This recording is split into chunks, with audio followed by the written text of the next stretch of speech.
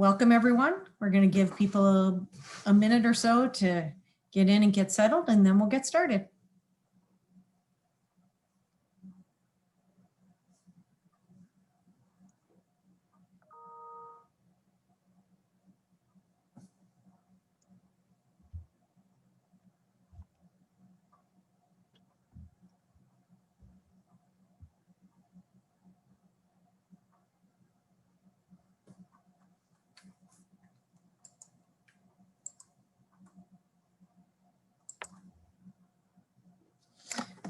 All right, I think we'll get underway.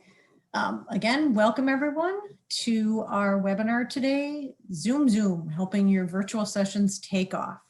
Our speaker today is David Rosengren, President and CEO of Prevention Research Institute. My name is Ann Chensky and I will be the moderator today. This webinar is brought to you by the Great Lakes ATTC and SAMHSA. The Great Lakes ATTC, MHTTC, and PTTC are funded under the following cooperative agreements. This presentation was prepared for the Great Lakes ATTC under this cooperative agreement. And the opinions expressed in this webinar are the views of the speaker and do not necessarily reflect the official position of DHHS or SAMHSA. ATTC words matter. We use affirming language that inspires hope and advances recovery. And just some housekeeping details. If you are having technical issues during the webinar, please individually message either Christina Spanbauer or Stephanie Bellman in the chat section at the bottom of your screen, and they'll be happy to help you out. If you have questions for the speaker during the presentation, you can put them in the Q&A section also at the bottom of the screen, and we will respond to these questions following the presentation. You will be directed to a link at the end of this presentation for a very short survey. We would really appreciate it if you could fill it out. It takes about 3 minutes. We are recording this webinar and it will be available along with the slides on our website. That usually takes us about a week or 10 days. And certificates of attendance will be sent out to all who attend the full session, and they will be sent via email, and these take about 10 days as well. If you would like to find out what we're doing, feel free to follow us on social media. And our speaker today is David Rosengren, and I am going to turn it over to him. Welcome, David. Thank you. Thanks, Ann. And let me get my screen up here. Okay, well, folks, I'm really glad to be joining you today. Just in the way of background to tell you who I am, I work with a private nonprofit that's centered out of Lexington, Kentucky, but I actually live in Seattle, Washington. So we are one of these geo-dispersed organizations who've been having to use technology for a little while. So we've been experimenting with this, and then like all the rest of the country, we had a really big experiment that began in March of this year, where we were shifting how it is we train people, moving all of our training to a virtual environment, and helping our people who are partners who work with us deliver their services virtually. And so it's via that route that I'm coming to talk with you today.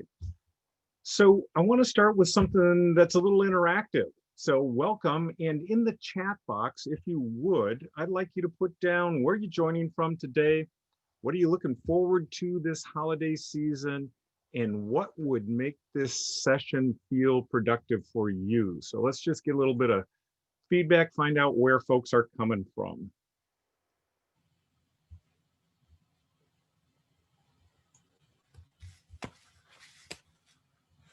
All right.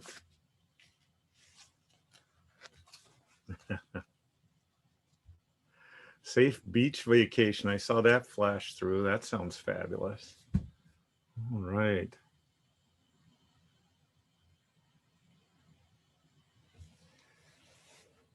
Yeah, great.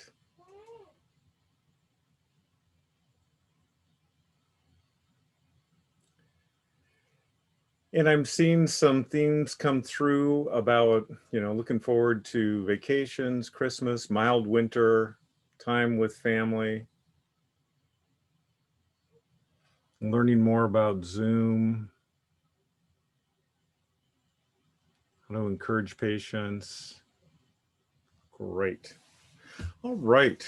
So you can continue to put that information in there. And while you're doing that, I would like to move us forward. The goal here today is to talk about virtual environments and really how can we help these things not feel like a poor substitute for our in-person work, but rather an entirely new way of working that may really have some things to offer our clients that weren't there before we all switched to this environment. And if you've been following the literature at all, one of the things you may be seeing is that for things like treatment programs, we're actually seeing some increase in attendance with people moving to a virtual environment. Some of those barriers that used to get in the way for people attending have actually been removed, which is an interesting sort of serendipitous finding and not something we would necessarily have expected to occur. So we're going to try and see what we can learn today from all of this stuff. But to begin with, I want to open our session a little bit intentionally.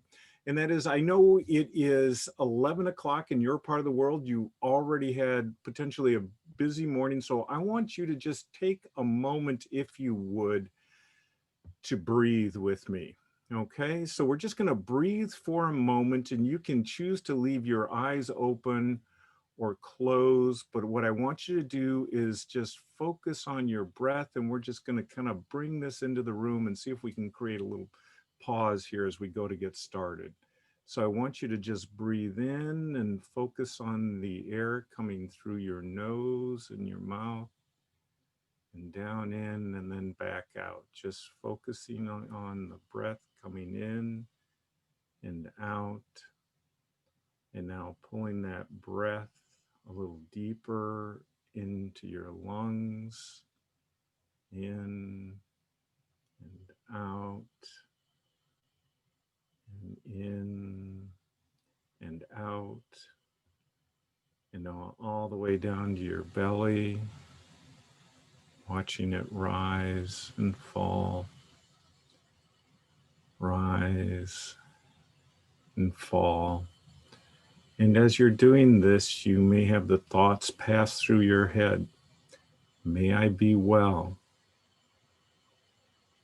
May I be happy. May I be peaceful. May I be loved.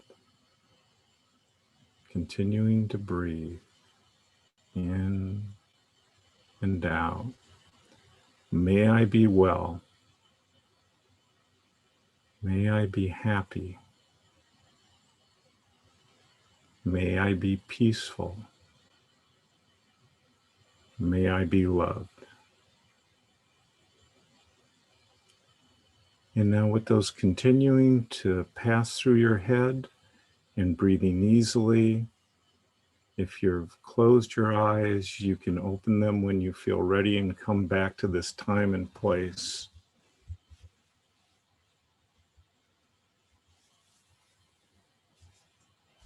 And just potentially feel a little more quiet, a little more centered as we begin our time together.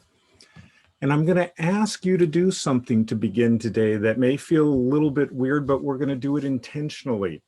I want you to just take 5 minutes here.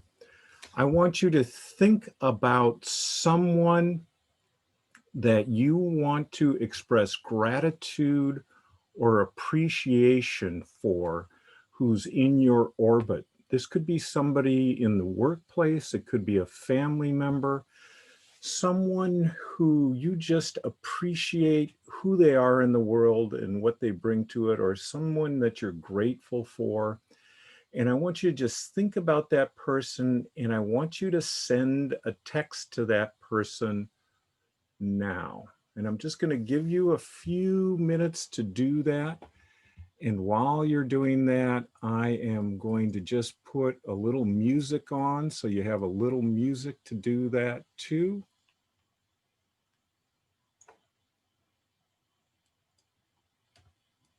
So just take a moment.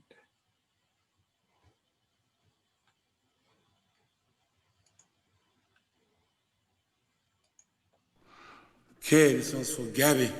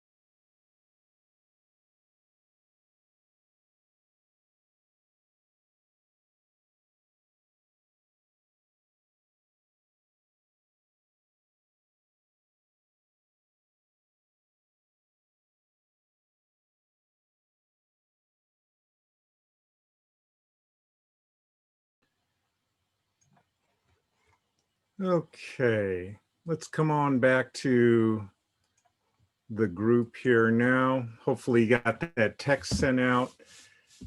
And I'm curious, if you would, within the chat box, just let us know what happened for you through the process of that opening. The doing the breathing exercise, the words that went with that, writing the text. What happened for you?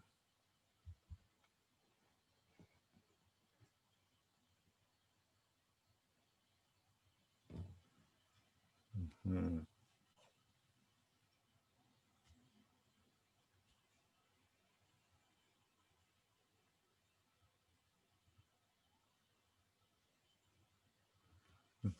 See and feel more more centered space, positive frame of mind, joy, slow down, relaxed, attentive. Seen a lot of settling. Oh, poor Melissa's crying and her husband's laughing. I love that.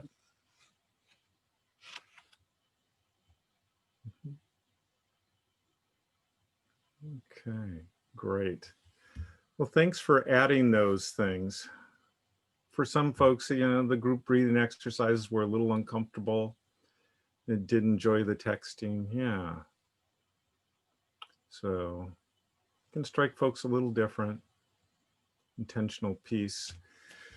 Well, let's start off with this very basic sort of notion here that great groups don't just happen. And before we begin, let me just say that there is a handout that we will send out that will have all of this information on there on it for you. So if you are the kind of person who likes to take notes, you feel free to do that, but you are going to get a handout that has this information on it for you. So you don't feel compelled to do that. You can sit back and listen and absorb if you like. So we're going to talk about how we go about making great groups, but I think it's really important to just take a pause and say that great groups don't just happen. Now, this doesn't mean that every group is a great group, but we can do the things that we're able to do to help those groups be the best possible, and then we see what happens. And to begin with, we're going to talk about kind of three areas: expectations, settings, theirs and ours, and then about something that I like to call a meet and greet that can be really useful. So let's start out with talking about expectations here. So as the picture suggests, depending on how we start out, things may end in particular ways here. So being thoughtful about some things are really important. And one of the things that we do at PRI is we have a netiquette form. And I'm guessing that probably many of you do the same. And so when we schedule that first meeting, we send out the netiquette form along with some information. We do training around drug and alcohol related things. And so we make clear some expectations about, there's no substance use, and that includes vaping when we're working with folks. And one of the things that we've learned is that cameras on make all of the difference in the world in terms of how engaged people are. As soon as the cameras go off, then we start to want to check our email, do other things, handle phone calls, and that takes us away from being present in that moment. So in all of the training that we do, the continuing ed seminars, we ask everybody to be on camera. And we try to keep people up in a gallery form so that we can engage and talk and respond to people. And in terms of doing all that, what we found is that computer is often preferable on the participant end of things, that you can join through your phone or your tablet, and those things do work with the technologies that are out there, and yet there's often some loss of ability to see people, to look at materials if you're presenting materials, or if you're asking people to go back and forth between the presentation or the Zoom meeting and some activity outside of that, it gets a little more clunky. So we really suggest, if at all possible, that people be on computers. Now, recognizing not everybody can do that, that phones and tablets are a much less expensive approach, we certainly do accommodate that.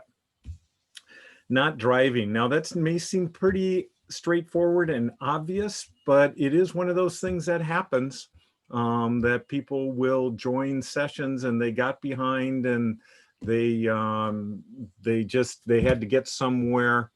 And so we will comment on that. And when we have cameras on, we kind of know when those things are happening, and we encourage people to pull over and do that. Now, if they absolutely cannot do that, we tell them, I don't want you looking at the camera then.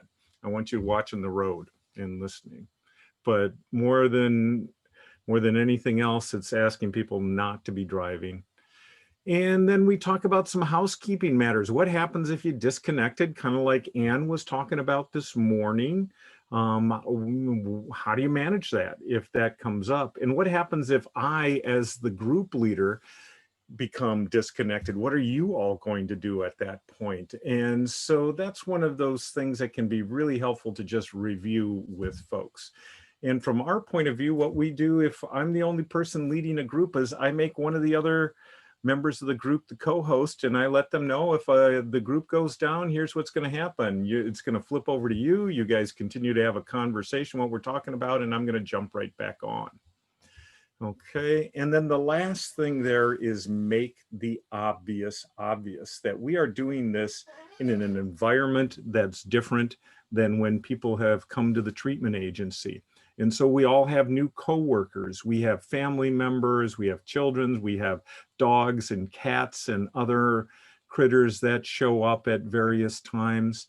We have people who come to the door that then set the dogs off. And as much as we want to have a quiet environment, this is not the way it always works. Now, there are some things that are important and important for you to think about in terms of setting up your setting, and we'll get to that in just a minute. But as my old mentor and supervisor used to say, rather than ignoring the obvious, just make the obvious obvious. Things are different. It's not going to be quite the way it usually is, and we'll just roll with it when it happens.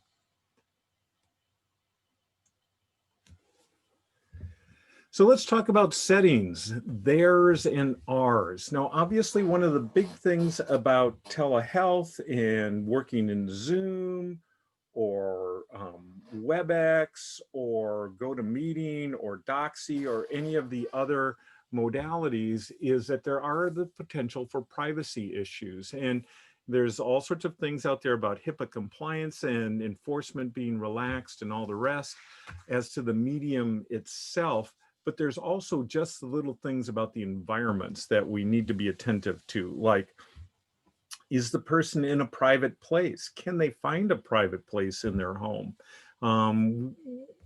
During the summertime, it was easier for people potentially to move away from the home to get a little more privacy, but that's not quite so easy now as things are getting colder.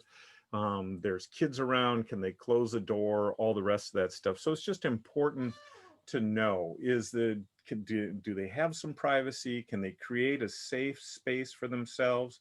Who else is around them? That's a frequent question that we'll ask at the beginning of a session. Are they alone? Is there someone there with them? And working those things out. And then just little things that obviously can be really helpful in their setting, like having headphones, because the privacy is not just for them, especially if you're working in a group setting, but for the other participants in that group, so that somebody else, if you have a thin door, can't be on the other side hearing what people are saying. So thinking about those things, asking people, figuring out your routine for asking about all of that matters. And it's really going to be specific to your setting. And then we need to think about our setting. And you need to think about what's behind you. So when I look at my video here, I can see some of the stuff that's behind. And are those things cluttered? What do I have on the wall behind? What's going to catch people's interests? Like, what does that thing on the wall back there say anyway? Those are the kind of things that are going to catch your client's attention. And you want to be mindful of that when you're thinking about where you're going to do your sessions from. And as much as possible, I would say remove the clutter when you're doing things. Think about your attire. What is your attire going to be like? How do you maintain your professional appearance? Is suit and tie the way you usually work? Are you going to wear that at home?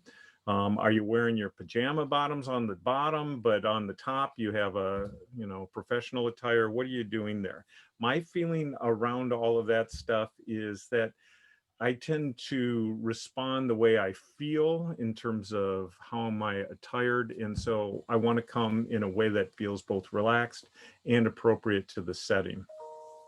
Okay, and I wouldn't come to an office setting in my pajama bottoms, so I wouldn't come to do a presentation or a group in my pajama bottoms, but that's really up to you to decide. And then I want to talk about equipment, but we're going to wait on that for a little bit because equipment does matter around the things that we're using.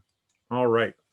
So I said I was going to talk about something called a meet and greet. All right. So with our folks who are making the transition to a virtual setting for the first time, we encourage them to have an initial session that was not a treatment session, but rather a chance to just connect. All right. and to figure out the technology. And so we would call these meet and greet sessions. If you had an ongoing group, but we're making the transition to a virtual environment, that would be an appropriate time to do that as well. So the goal is you're going to meet together without any treatment expectations. Now, that doesn't mean that the group members don't come with some sort of expectations about this setting, but you don't plan to deliver the curriculum that you're using or conduct a typical treatment session with folks. Instead, you want to keep it short, make it fun, potentially interactive, and then review some of the program features like how do you mute yourself in this setting? How do you put an icon up? And you have people go through and do some of those things. How do you turn off the camera and then remind people that they are on camera? So if you're there and you're folding clothes, that's distracting to folks. And so we really don't want to have that going on. We want you to be fully focused on what we're doing here as much as possible. And then you can do something a little bit different that lays the groundwork for the intervention that you're about to do. For example, one of the things that I've taken from a fellow MI trainer is just doing an icebreaker activity where everybody brings a small object that's personally meaningful to them and ask them to do it outside of the family context, because otherwise everybody brings a picture of their family. And so just bring something that's meaningful to you that you can share with the group. And in the process of doing that, you start to find out what people value, what matters to them, and you can begin doing some of those reflections and connecting of group members if you're working in a group setting that are all really powerful. Now, if you're working in an individual session, you could also potentially do a meet and greet, but that would be much shorter. And again, there may be limitations about what your organization can and can't bill around those things, since it isn't treatment per se. Okay. And then review the expectations for the treatment. What are the expectations that you're going to have for folks? Things like privacy, where you want them to join from, some of the things I just reviewed with you about how do you create privacy in your environment. And then just remind them that we're not going to be doing any treatment per se. This is just a chance for us to get together, and the treatment's going to start the next time. Now, that doesn't mean this can't have therapeutic value, but it's not our intention. So 30 minutes is kind of the number I shoot for. If you're in a group setting, you're going to have people share an individual object, and you have 8 people in your group and everybody takes 3 minutes to do that. Well, you're already at 24 minutes, so you probably have to go 45 in that setting. All right. So let's talk about the mechanics of the session itself here. So how do you actually conduct the session in a way that's going to work for you? And I'm going to talk primarily about group settings right now, because I do think that they're a little bit different and people tend to find those a little bit more challenging. I'm happy to address individual settings at the end if you'd like to do that, but in the question and answer period. But right now I'll just talk about groups. Okay, so before people ever arrive, let's talk about that period. Think about how you're scheduling folks. One of the hardest things, and I know for economic reasons and a variety of other, we tend to schedule things back to back, but Zoom meetings and this kind of setting requires tremendous energy from us. And so doing a group coming out and then 10 minutes later having to go into another group is really difficult to do because of the energy it requires of you and the attention that it requires. So I would encourage you, if at all possible, to not do that to yourself. You can do it, but it's really hard. And if you're doing a 2-hour block and then a 15-minute break and then another 2-hour block, by the end of that second 2-hour block, you're pretty tired. It's pretty hard to bring the same level of energy and focus. And then in terms of the group session itself, jumping on early.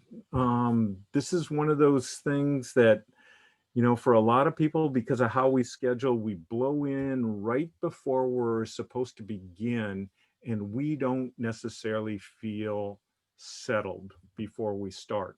And so helping us feel a little settled by giving us enough time to kind of be there, get our materials out, make sure we've got everything set up is really important.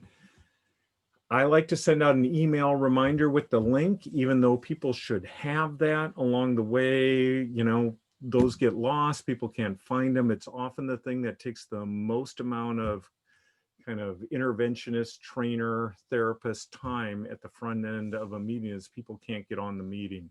So just proactively sending that out right beforehand is really helpful. And I'll set up a group list that's blind CC that I can just send the link out and have people join. Okay. And then have all your materials open and ready to go, whatever those materials are that you're going to be using. And if you have someone in your group who's going to assist you, review with them tasks and responsibilities, expectations. We at PRI, we like to talk about those persons as our wing people. And so we want to talk with our winger before we get started about who's going to be doing what in the session itself.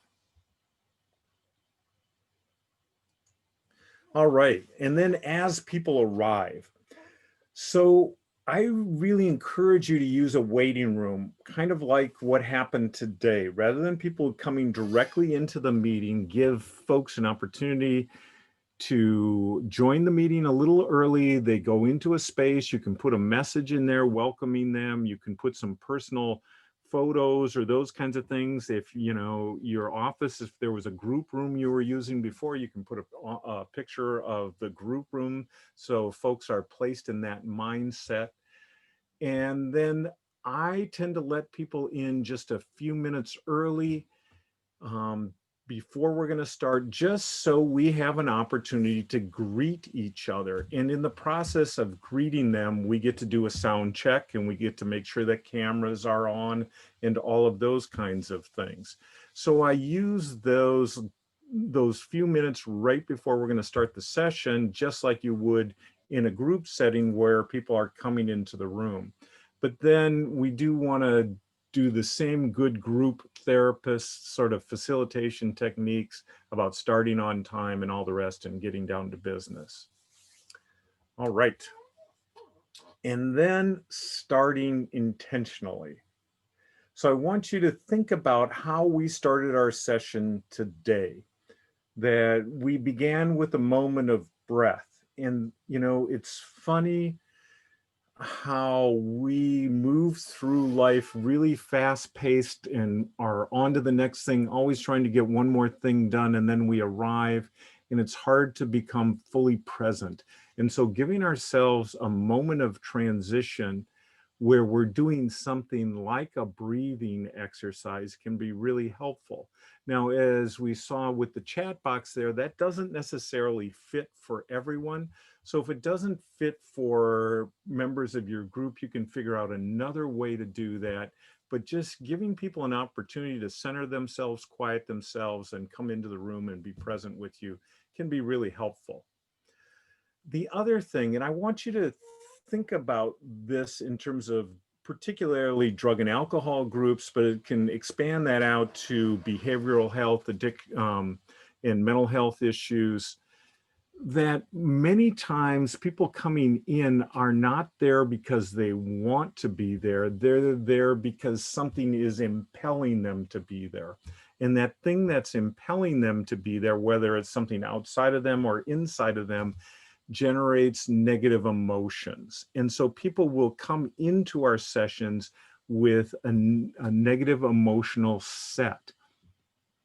And what the positive psychology research would say about this is that when we're in a negative emotional place, our focus becomes narrowed. Literally, our visual field becomes narrowed on the problem area. And there's a survival mechanism associated with this where we respond to whatever the danger is that we see. Now, the issue with that is often that danger thing is not the thing that we would like to have people working on, or that people feel they need to work on. So I work in the addictions field. People are often court mandated. And so the problem that people come into the room with is not drug and alcohol issues. It's the court.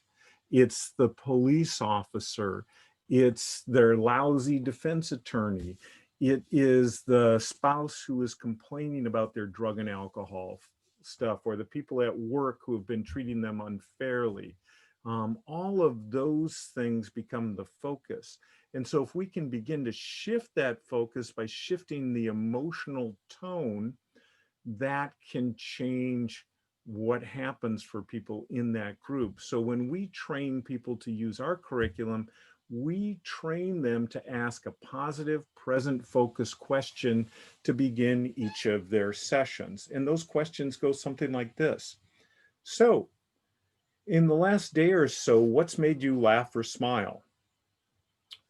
Or what are you looking forward to in the upcoming holiday season? See how that fits? What's a moment of calm or peace that you felt in the last couple of days that didn't involve drug and alcohol? Okay. So that kind of present positive focus question begins to shift the emotional tone of that group, and then leads into the things that you're going to do next. For the addictions field, oftentimes we'll begin with a question. So has anybody had any slips or lapses during the last week? And that is focusing people again on the negative emotional realm. And we're trying to shift from there with the expectation, if there have been slips or lapses, we're going to pick up on those as we go along during this session. So we start with a positive present focus question, and then we're going to ask about any takeaway, anything that people were working on from the last session during their time away. I like to use the chat box as a way to check in. Okay, that's something that we do regularly, have people just type something in to begin with that we can all review. It starts out with them being engaged in the process, even if they're not talking. And then as I note here, checking in on the takeaway is something that we like to do. Okay. So I'm curious, if you wouldn't mind, in the chat box, I'd love to hear what it is that you all do to help get your group started well. So let's just see a few comments. What do you do that helps your group start well?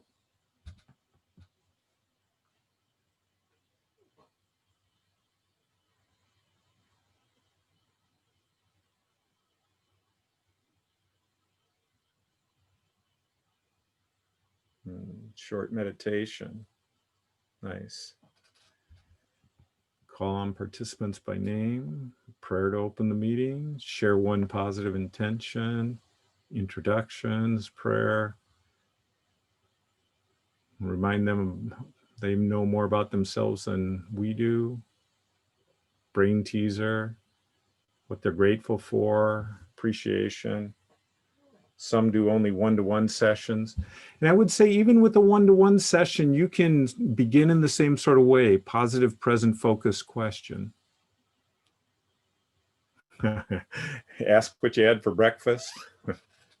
Funny icebreakers, gratitude check-in, morning campfire. Okay.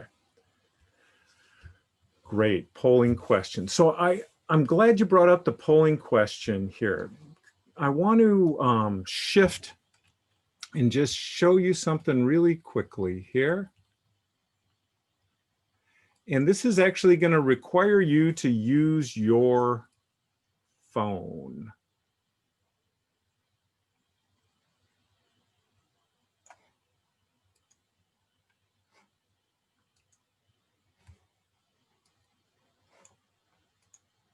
Okay, so here we go. We're going to use your phone, and I want you to go to menti.com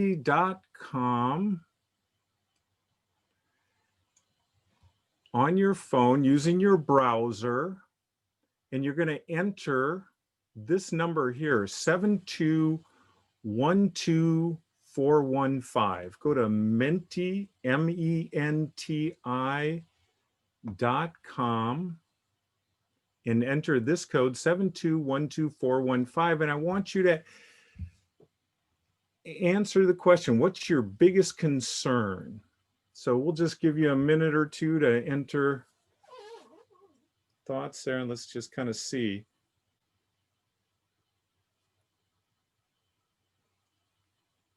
Okay, things are kind of popping around here.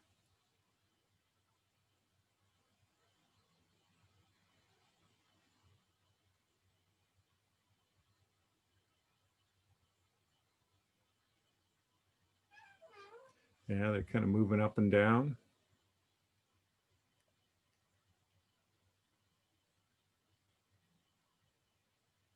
All right. But it looks like translating activities and engaging clients are the two that folks feel the most strongly about.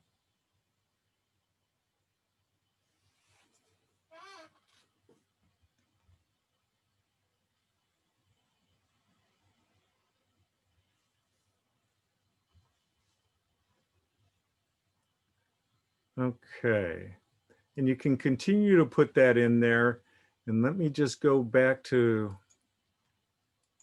this image here. And I want you to just sort of notice as you were thinking about that question, the question asked you to think about a concern. So shifting from that positive focus, this is moving us back into that negative spectrum. Now we've done some things that help ameliorate a little bit the negative emotional piece around this. And that's what the research would say what happens is that we inoculate people by asking about something positive to begin with, to then look at some of these other areas that are a little more problematic or difficult. If we lead off with this question, it creates a negative emotional tone. And the reaction, of course, in this kind of setting is we lead into a seminar where people are focusing on the negative versus perhaps what they're hoping of from today. Well, and there we hear some of my coworkers in the background. All right. So let's talk about the meat of the session for a little bit here. All right, so we just kind of got past this big holiday where we celebrate meat as part of that.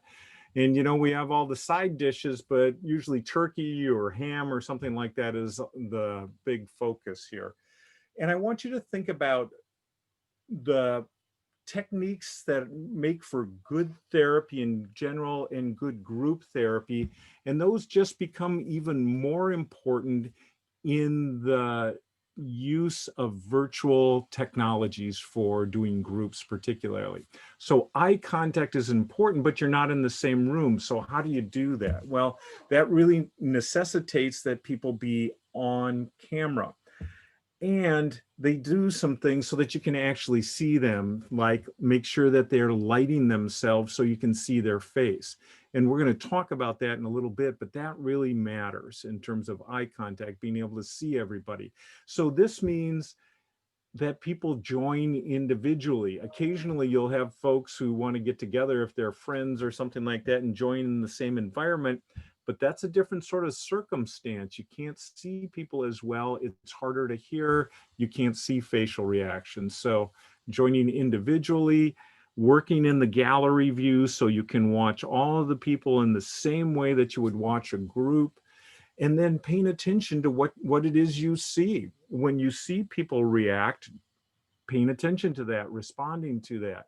And then all of those listening skills that you've been developing all over the years become even more important.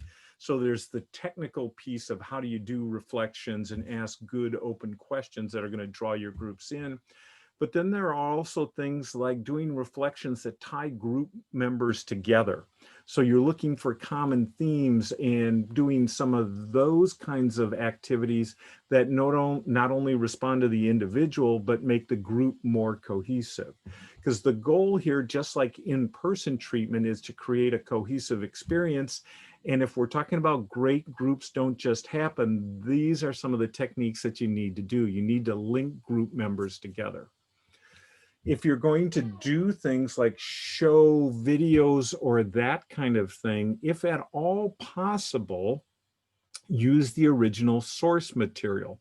So one of the things that I've learned through moving to this virtual environment is that videos embedded in your PowerPoint do not play nearly as well as the original video does. So switching back and forth and being able to do that comfortably to QuickTime or whatever video player you use, and then back to your PowerPoint if you're using that as a support for your treatment session, are really important. Or if you're just showing a video as part of what it is you do, get that original source video.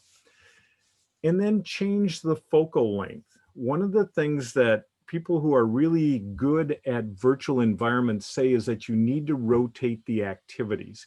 Have people shifting every 5 minutes or so.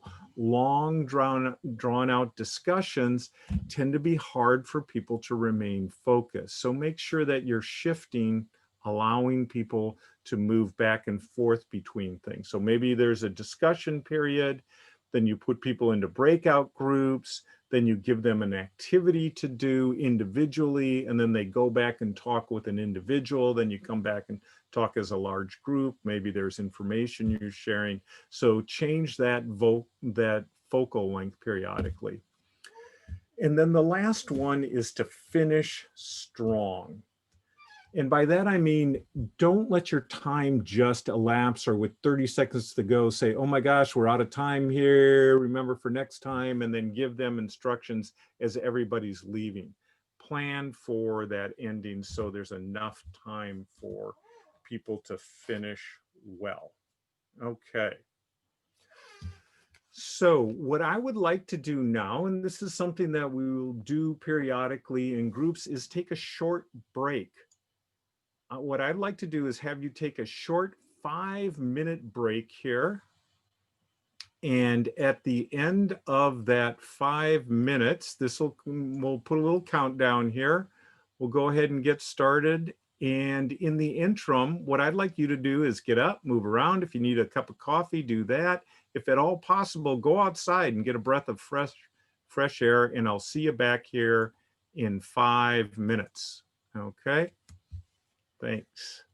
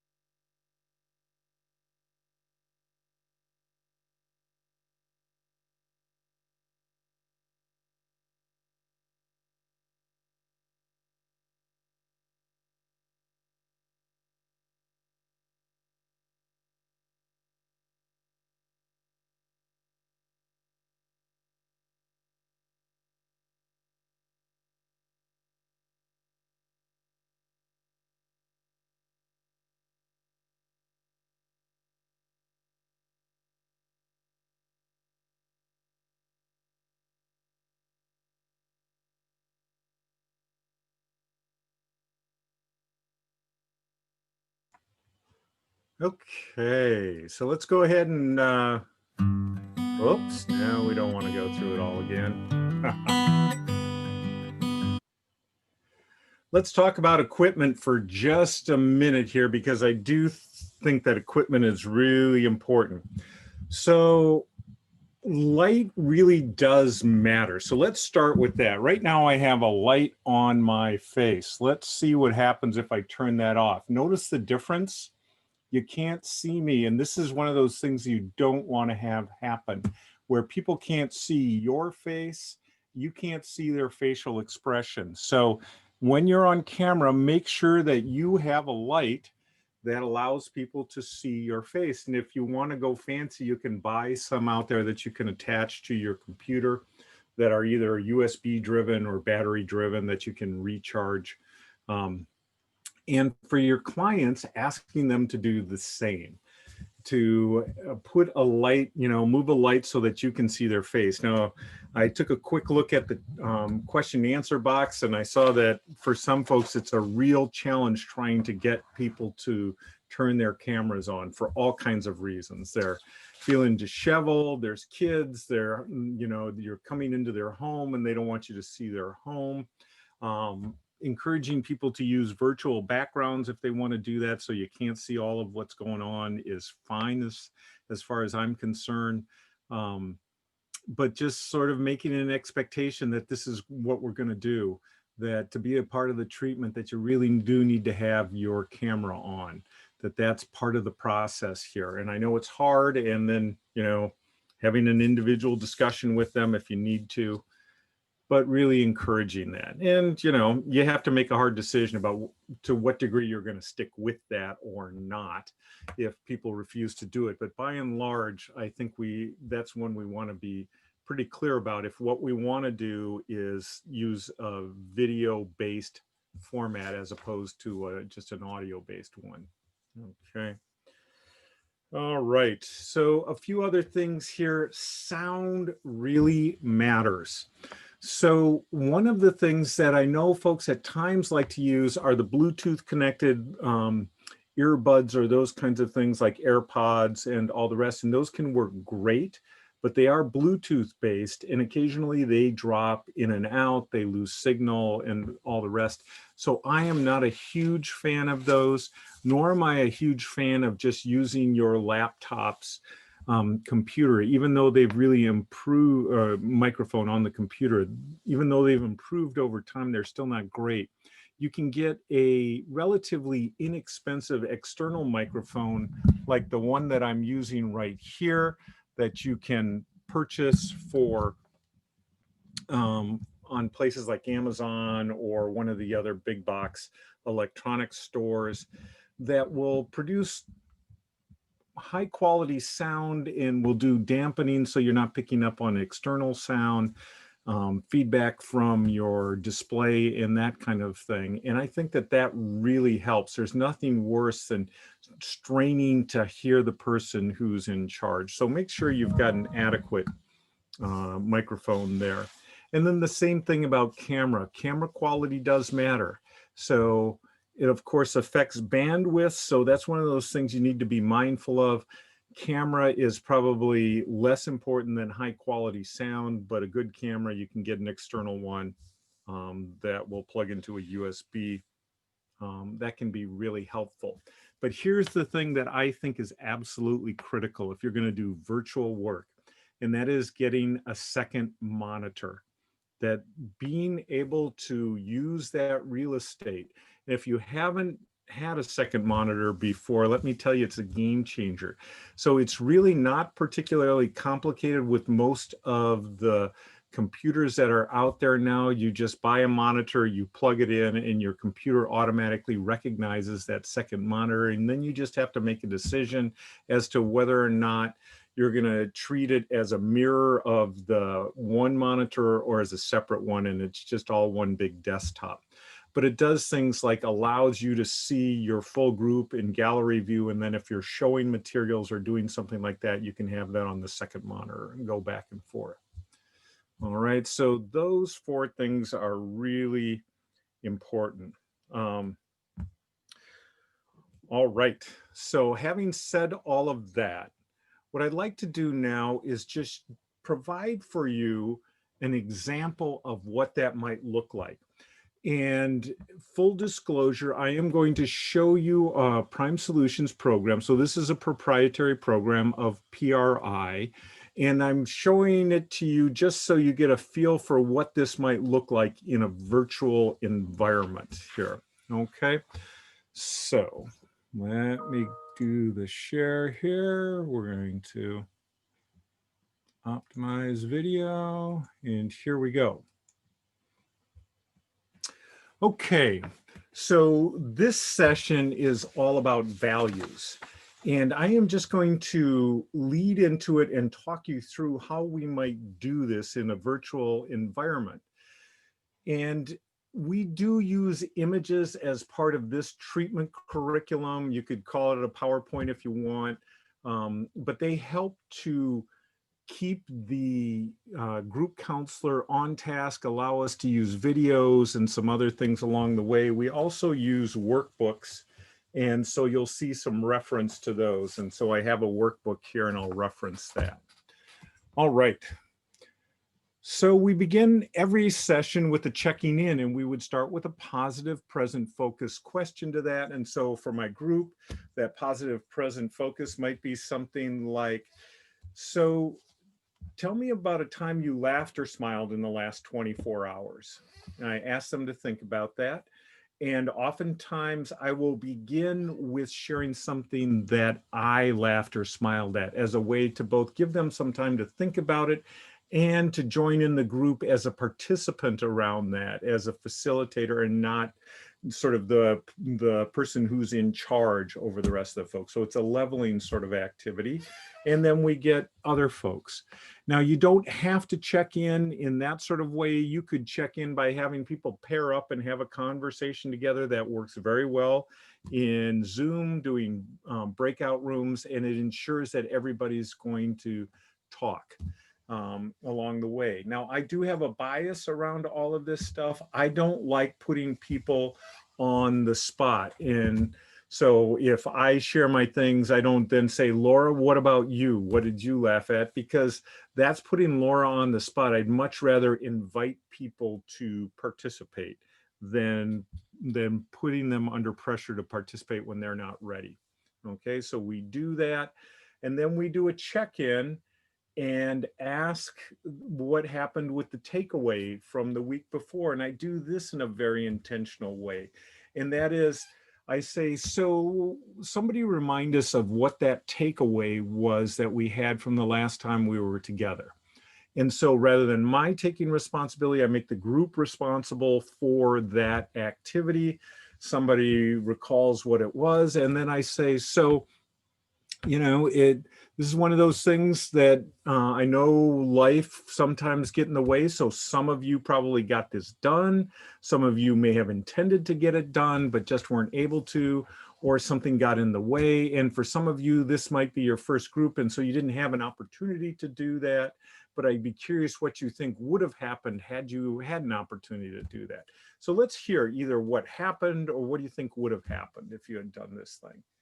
And then we check in. Now notice when I do that, there isn't shame associated with failing to do the takeaway. So what we want to do is encourage participation around this, and then we can give people the opportunity to go back and do the takeaway after the session if it didn't get done, because the goal is not that they have to do everything in this particular time frame, because we know life intrudes, but rather they're taking the things we're learning in the treatment process and bringing them out into the world and engaging with them. So if it happens after the new session, that's just fine. So we check in around that stuff. If there's a continual sort of habit of some people not doing those things, then that becomes an individual point of discussion, but not necessarily something that needs to happen within the group. Probably happens best outside of the group. And then we move from there into the meat of the session. And this particular session is about values. So I would put this image up on the screen and I would ask the group, so when you think about the word value, what comes to mind for you? Okay. So notice I'm not lecturing at the group, but instead I'm asking the group to tell me.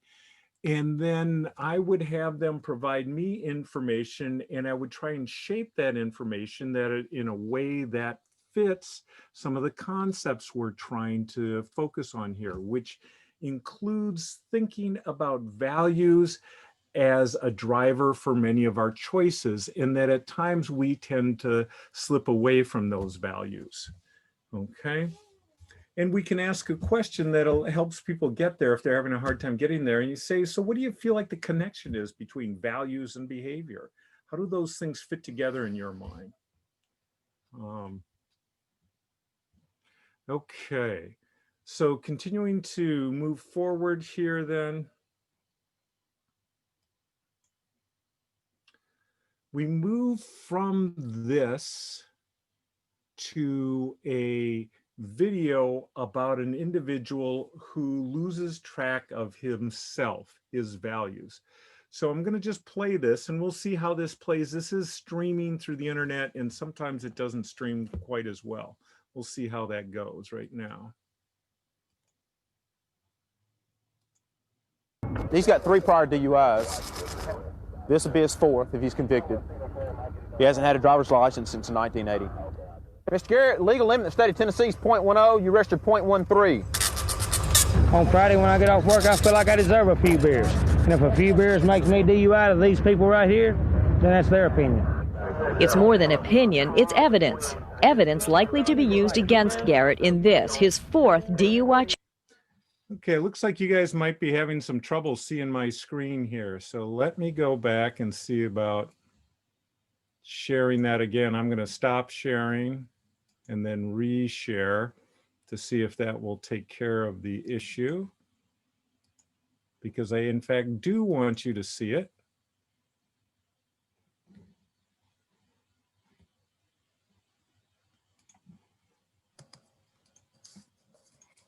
David, I think the question was that, and I wasn't sure, as we're going through this example session, you were intending just to be online and it's not part of your actual PowerPoint, correct?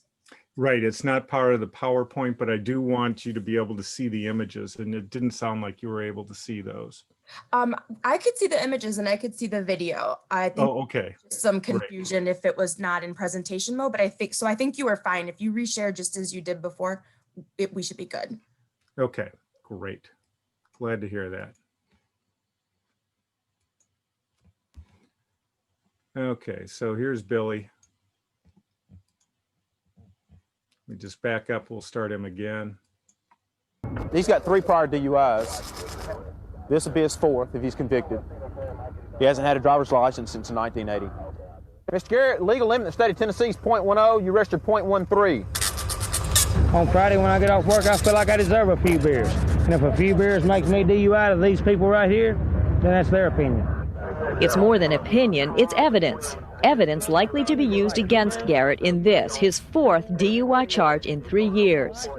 Well, Garrett lost his license 14 years ago. That didn't stop him from driving tonight. And he says it won't stop him when he gets out either. As soon as I get out on bond, I'll have that car right there and I'll be driving to work. If he can catch me, more power to him.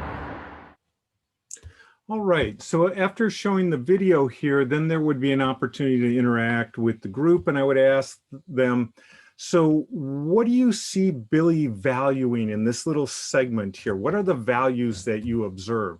And oftentimes you'll get comments about things that aren't exactly values. There are other sorts of things. So I try to help shape those into value. So somebody will say partying and say, okay, so when you think about partying, what's the value that underlies that? You know, what goes with partying? Is it enjoyment? Is it reward? Is it relaxation? What's the value that you think is there? To help them think about that. And then we show a video of Billy afterwards, and we talk about, I'll have that car right there. I'm just going to skip through that in the interest of time, where we see Billy after he's gone through some treatment, and we talk about that he had this opportunity to see himself in a way that he hadn't been able to before. And in this case, through the eyes of his daughter, who happened to see him on a television program when he was in this inebriated state there. And so we use that then as a lead in to say, you know, we oftentimes go through our lives, we get busy, things are going on, we don't think about what matters most. And so we're just going to take a moment today to pause and think about those things that matter most to us. And then we pull out the workbook here, and in the back we have some values cards, and we have people tear those out and sort them into basically 3 categories: not important, important, and then have them select the 5 or so most important values. And then we have them answer some questions after they've done that on page 40. We have them write down what those values are, but then we put them into breakout rooms to have a conversation answering some questions that are in the workbook about those values. So I want you to think about what I was talking about earlier about changing the focal length. You'll notice how the focal length has been shifting here. We started with, when we came into the session, with that positive present focus. The group was participating. Then we asked what happened with the takeaway. We moved into a discussion about values, and from there into a video, from the video into a self-driven activity, from the self-driven activity into a breakout partner. And then we come back out of that breakout with the partner to then have a group discussion about what they observed in this process. And then we would move into another video, which I'm not going to show now. And then we would move into a takeaway for this session. And there is a takeaway written in the book here, but we also encourage people to do takeaways that will fit for their particular group. So a takeaway that I often like to do with this session is say, you know, part of what was unique for Billy in this circumstance is that he was able to see himself through someone else's eyes. And so what I would encourage you to do is to try to have that experience yourself.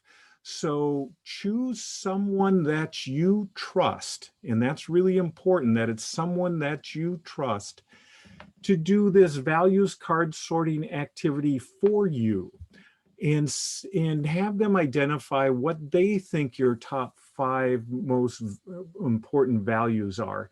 And then just be curious. Don't feel the need to defend your values or why they're different than what the person came up with, but instead just hear how they see you and how those values come into play in their mind. And I would share with them that I had the experience of doing this with my middle son when he was 16, and it was really interesting to see what he picked out. Many of them were consistent, and then there were a few that were a little bit different, that were really interesting to hear. And we leave it at that. So that's an example, integrating some of the concepts that we've been talking about. There would be opportunities for large group discussions, individual work, breakout rooms, looking at videos. And, you know, there are some things to be aware of if you're using videos and things like that. In ours, we have set certain requirements around what we show, but most of these are really very brief, like 3 minutes, 3 to 5 minutes. That seems to be the optimal length when they look at online videos in terms of utility. If it goes much beyond 5 minutes, people kind of lose focus. So your goal would be short clips, discussion, or activity coming out of all that stuff. All right. So one of the things we said we were going to do was leave a little bit of time for questions. I would like to do one other activity with you here, if you're willing to do it with me. Here was this word thing, and I would like to go back now.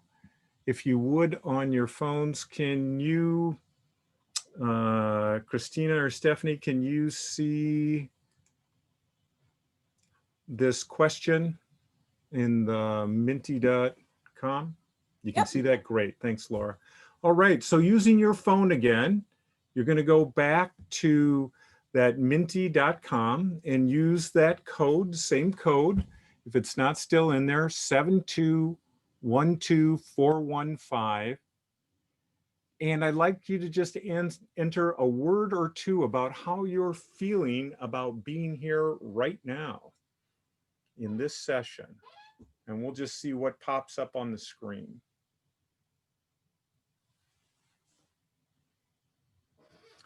Hungry, love it. Eternally busy, energized, help, satisfied, great reminders.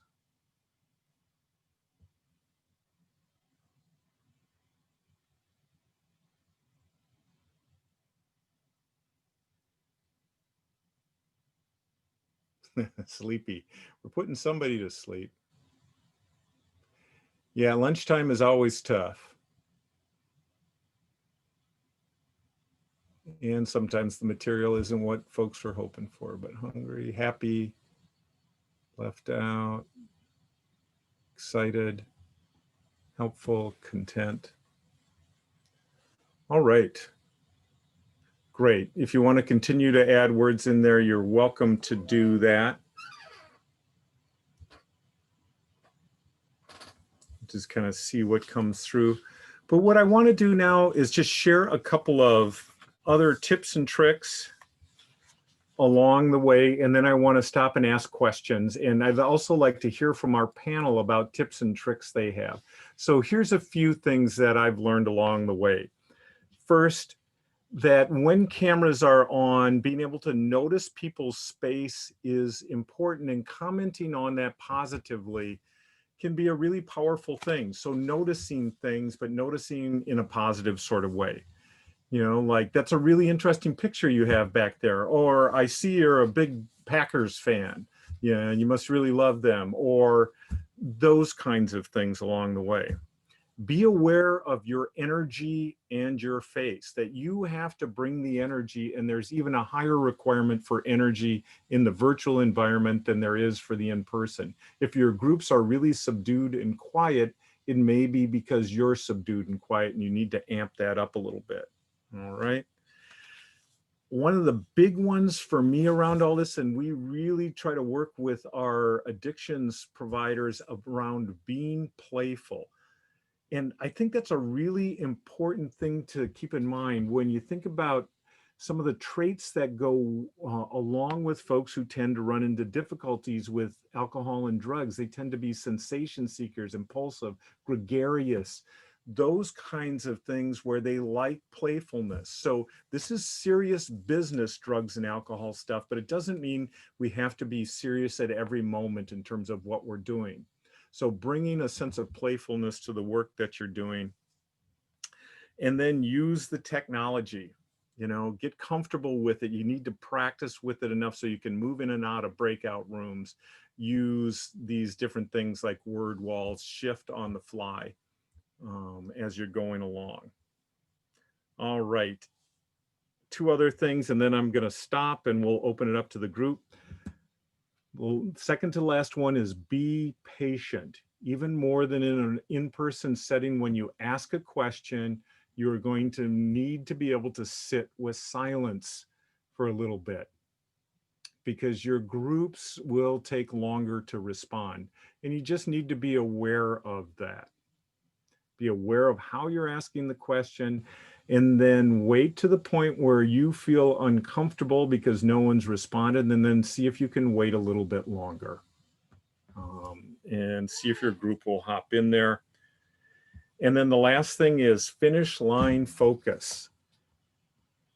Keep in mind where you're trying to get to with the session, how much time, and avoid things that pull you into what I would call conversational cul-de-sacs, you know, getting off away from what it is you're focused on, or the group wants to focus on, and stay on target with regards to the particular group thing. All right, so I'm going to stop sharing, going to open this up and ask the panelists, what thoughts do you have, tips or tricks? Everybody, this is Christina Spambauer.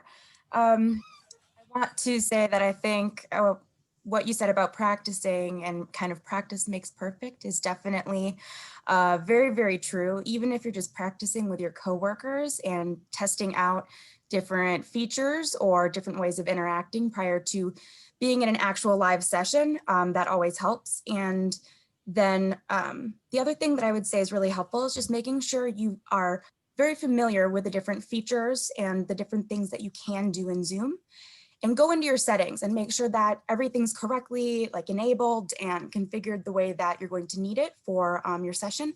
And also see what's new when Zoom updates. It updates rather frequently and they add new features and new settings all the time. So definitely that kind of thing. And I want to make sure that we have enough time.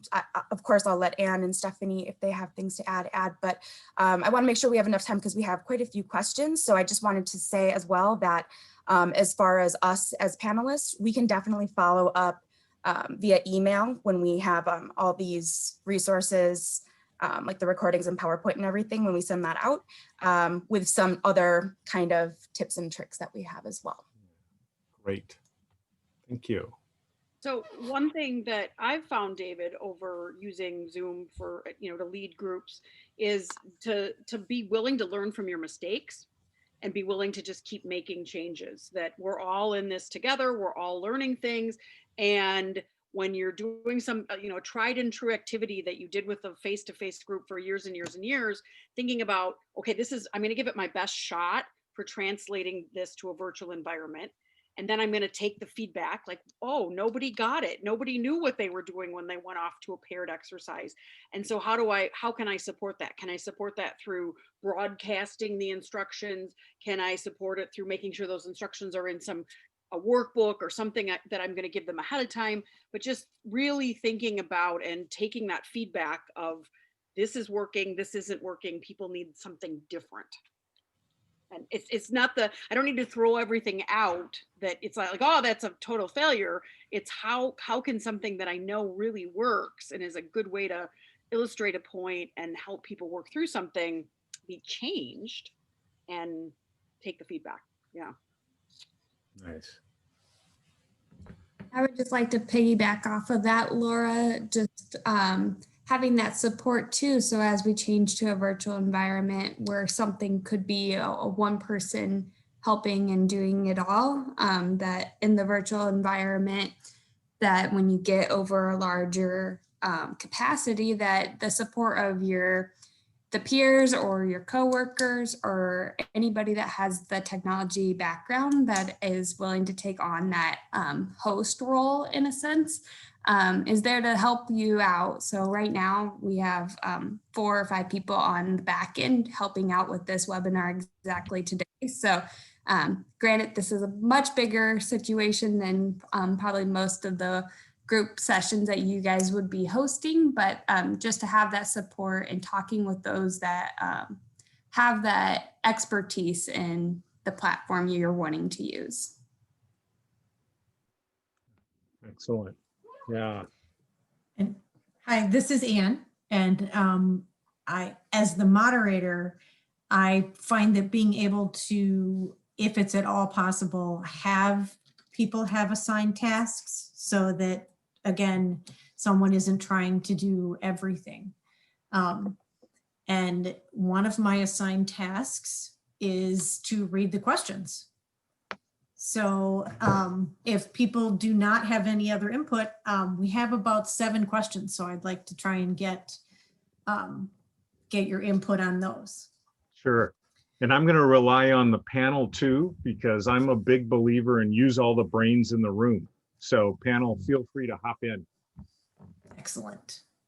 One of the questions that we already addressed was how to get people to turn on their cameras because no one wants to see the mess behind them or their kids are running around. And so you did address that with, virtual backgrounds, which can be very fun.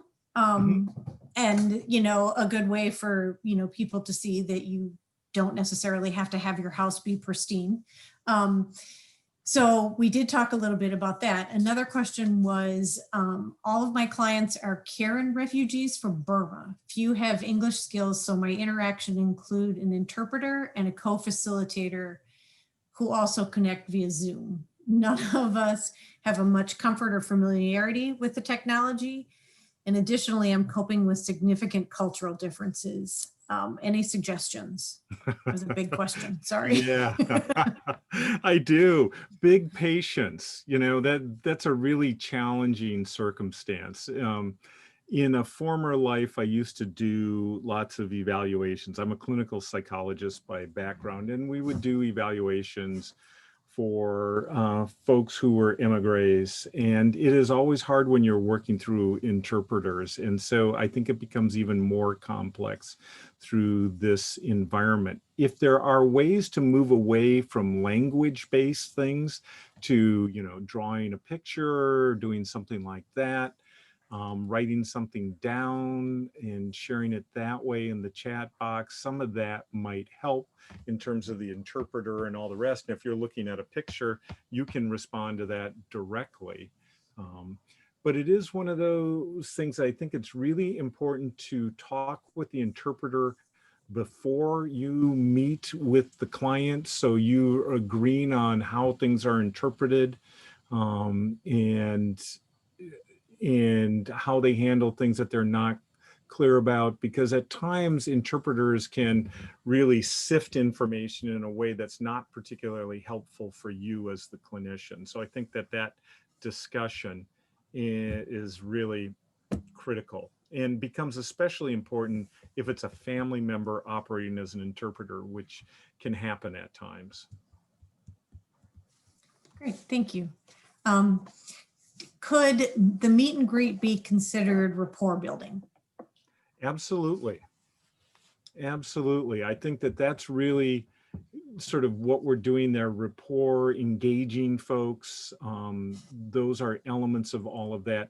What I just don't want to have happen is people often feel compelled to get into the treatment part of things, and just holding off on that and thinking about it in rapport building or engagement kinds of terms, I think is helpful. Because you're going to get rich information. If you ask people to share an object, you're going to get rich information. You just might not choose to act on all of that at that point. Great. And kind of a follow-up to that is, how often do you do a meet and greet in an open group? Oh, that's a really good question. So open groups are a real challenge around that. And with open groups, I would tend not to do a meet and greet unless it was the first time you were getting this group together. But instead, I would want to do an individual session with the client via Zoom and orient, if that's the mechanism I'm using, if I'm using WebEx in that platform, whatever it is, and get them comfortable that way, and then bringing them into the group. And those questions that I was talking about in terms of positive present focus questions and those kinds of things become even more important in an ongoing group, because someone who's new to that group can answer that question. And typically when we simply start with asking about the homework from the last time, that participant can't be a part of the group and they already feel like an other. But if we ask a question that everyone can answer, it begins to integrate them. So I would handle an open group just a little bit differently than a closed group around that stuff.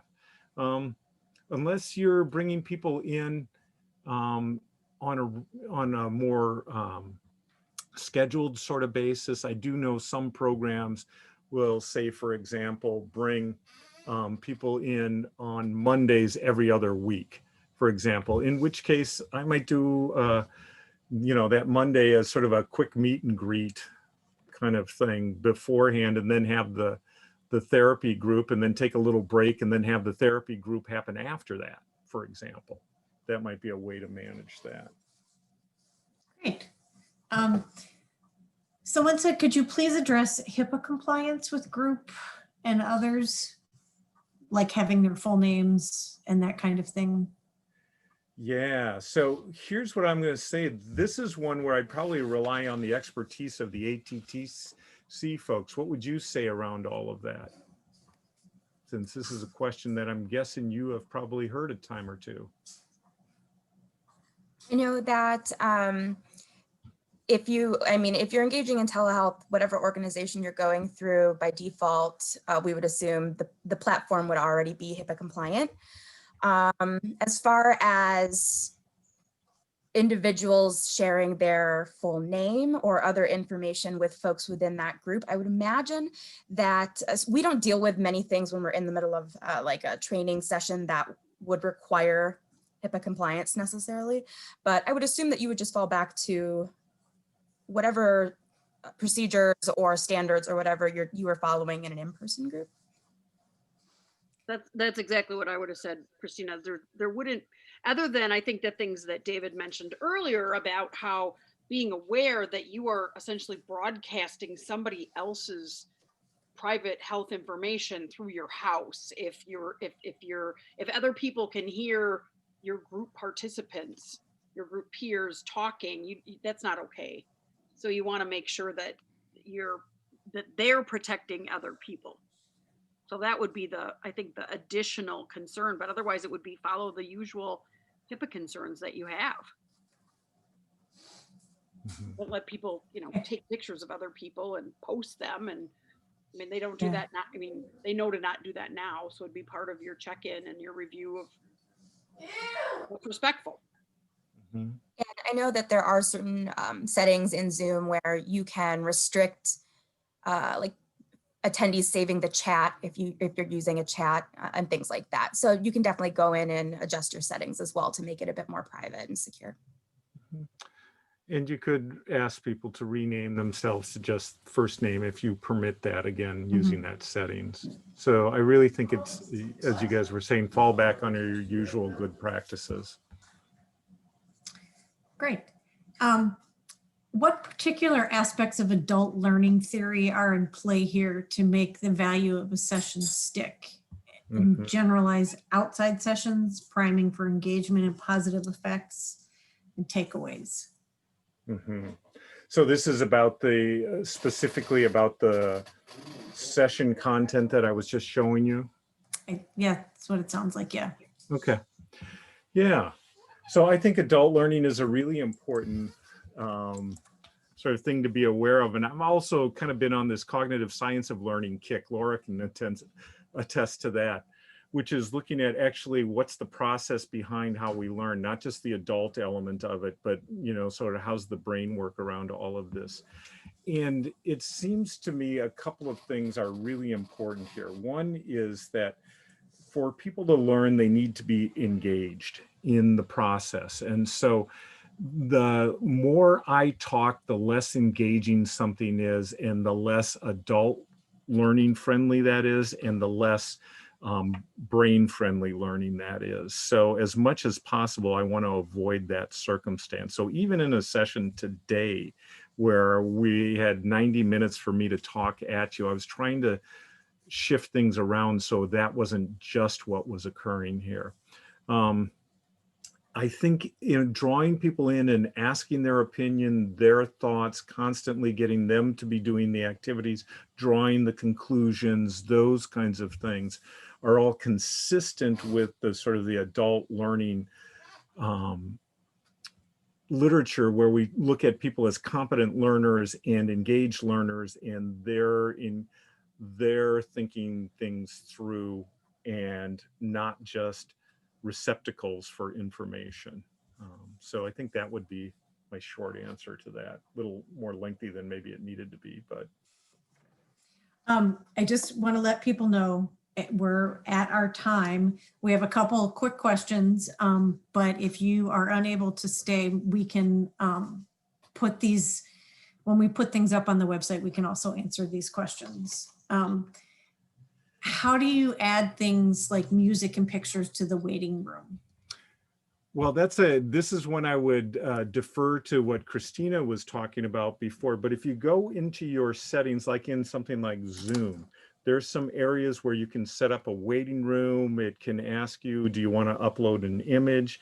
And then Zoom does provide you a way to both post messages out to the waiting area. Right now, I'm blanking on music, whether or not we can stream that out there. Christina, are you don't believe that you can, like, for instance, stream anything like music or video. However, you can add a message or an image to a waiting room as well. But keep in mind, if you're setting that up in your settings, that you don't want to make it specific to a single meeting or session. But as you mentioned, you can also broadcast messages to the waiting room without letting Yeah. folks in. So you can do that as well. Yeah. Yeah, like I'll be with you in just a minute or something like that. Lets people know they're there. And our last question is, how do clients get the workbook? The one I was showing you guys all here, this one? I'm Yeah. assuming that's it. Yeah, so in order to do that, it's part of our Prime Solutions program. And so you'd have to be trained in using the Prime Solutions program, using the media that goes with all of that. So if you're interested, you could shoot me an email and I'm happy to, or you can go to our website and take a look at what that is and we can talk more. So our website, I guess I can't put it in the chat box for everybody to see. And just more globally for materials, like I've asked some groups of people to just download things and have them up, and other groups it has worked much better to use the US mail. And like if you're meaning physically, literally get it really just works well for them to get something in the mail. And those have been my most successful groups because I know everybody has it. I know it didn't print out with weird pagination. I know that certain things could be in bright colors so they can locate them easily. So sometimes it's worth, if you have the opportunity and the cash it takes to just mail things out and make sure they have a physical hard copy. It kind of is just another nice bridge to what it was like when we were in person and we could hand people pieces of paper. So. And I do know in other settings, people have worked things out. They've put out like one of the old fashioned milk drop boxes with, client's first name and last initial in an envelope. They'll put something out there and the client comes by and picks it up. So there's no contact ways of getting that stuff done. So that's another way to handle it. So in terms of other resources around all this stuff, I just want to put a plug in that the Great Lakes ATTC has a whole page full of telehealth resources out there. So if you haven't looked at that, please do. NADAC also has a whole page full of resources for you. And APA has a page, so there are other resources out there, but I'd start with the folks you're dealing with right now. They got their act together. Thank you, David. You were an excellent addition to our existing resources. You really put a nice point on a lot of things. So thank you for inspiring us today. So we very, very much appreciate it. Yep. And all of your wisdom. Again, this presentation has been recorded and will be up on our website in about a week. If you have any other questions, you can let us know. Otherwise, we appreciate everyone's time. And again, thank you. Thank you.